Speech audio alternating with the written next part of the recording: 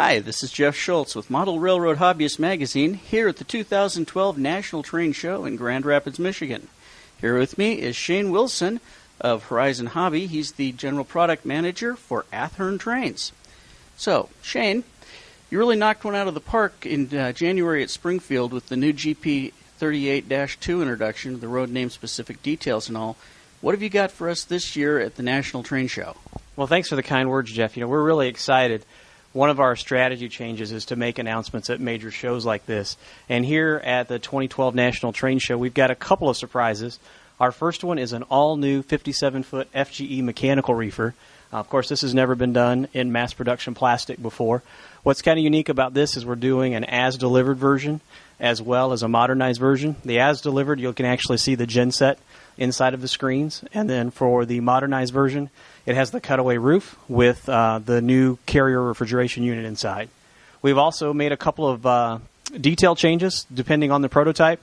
You'll find welded side or a riveted side, as well as a fish belly sill or a standard straight sill. Well, one of the unique things that we're doing, though, that's new for us and really hasn't been done much in our industry is bringing sound to freight cars. So with the mechanical reefer, we have two sounds recorded, one for the genset sound, which is the early sound, and one for the carrier refrigeration sound. And it'll be available both with and without sound. So if you want to make a large train, you wouldn't necessarily have to buy all sound but still get that effect. And it's a random chip, so it'll cycle on and off just like a real refrigeration unit.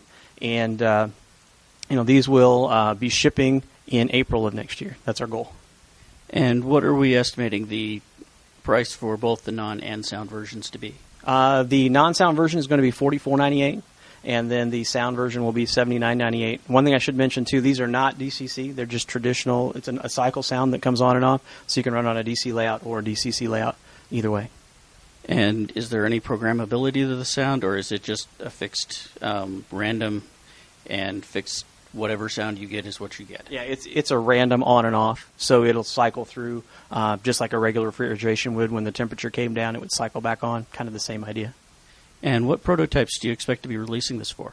So for the first run, we're going to do the as-delivered in three road names, which is Fruit Growers Express, FGE Solid Cold, and BNFE. And then we'll do the modernized versions in BNSF and UP ARMN. And we expect the first run in April and the second run about when? Probably about 90 days after that. Okay. That's freight cars. Do you have anything else for us? Well, there's been a lot of questions. Boy, our Facebook page and our email box has been flooded the last several months asking what we're going to do about the Norfolk Southern Heritage Series. So we're announcing 3 locomotives here at the National Train Show. As everyone knows, we have the as-delivered version of the SD70 Ace. A couple of our folks from the R&D team went out to Spencer, North Carolina for the unveiling, and we learned a lot. And we realized that our SD70 Ace that we make now is not like the ones that are coming out of the factory. In fact, we identified 12, we'll call them visual differences between our early Ace and the current one.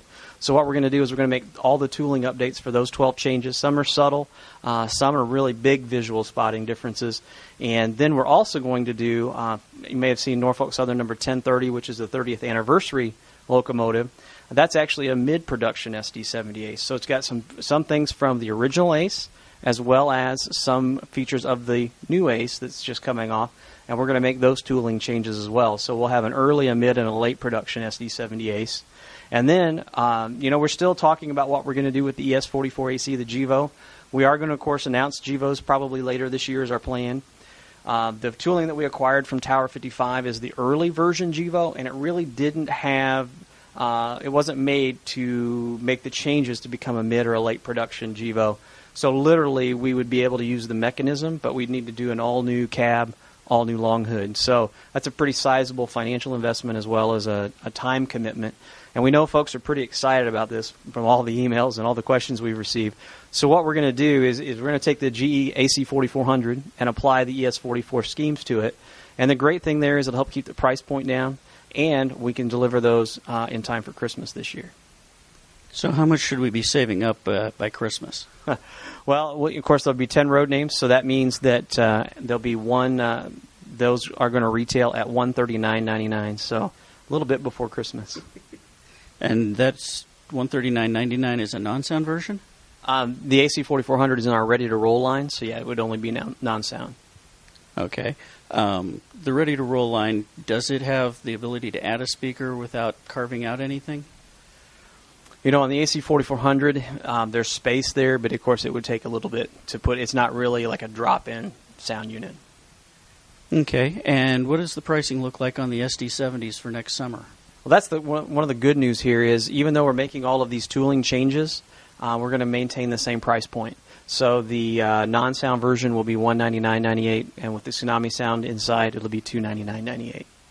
And so should we expect, now that you'll have tooling for 3 different phases of the SD70 Ace, that you'll continue to release updated road names and or road numbers for all 3 different versions? Absolutely. And we're incorporating some other tooling changes, too, that will actually give us some other road names that we'll be announcing down the road as well. Excellent. Is there anything else you got for us? Well, you know, we'll have more. Look for some more new announcements at Train Fest, followed by Springfield next year. And we've got, one of the great things is, and I know there's been a lot of questions, Jeff, about where Athearn's at with our tooling. We are almost ready to go back into production, which is really good news. We'll be shipping freight cars before the end of the year. Along with the original AC4400s, you'll see some out-of-production AC4400s come back in. Most RTR locomotives will be after the first of the year. But we'll be in full swing here pretty quick with production, and we have so much exciting stuff planned. You know, we sat down a few weeks ago and we literally planned the next 5 years, and for the next 2.5 years with the shows, we know exactly what our plans are. So hopefully we can keep it on track in that time period. You know, things will slip a little bit, but we'll have a lot of great things for folks in the coming years. Well, for regards to the 5-year plan, you've got my email address. Thank you. Okay. That sounds really good, and it looks like we're going to get a whole lot of announcements out of you guys in the next couple of years, especially with the tooling restarts.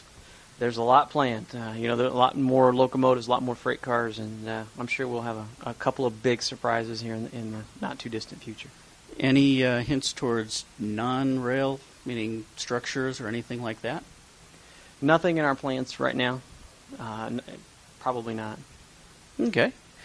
Well, that should do it then. Shane, I'd like to thank you for coming here for the interview, and I hope you have a really good time at the show. Thanks, Jeff. Really appreciate the opportunity, and have a wonderful show as well. All right. Thank you. This is Jeff Schultz for Model Railroad Hobbyist Magazine here at the 2012 National Train Show in Grand Rapids, Michigan. Thank you.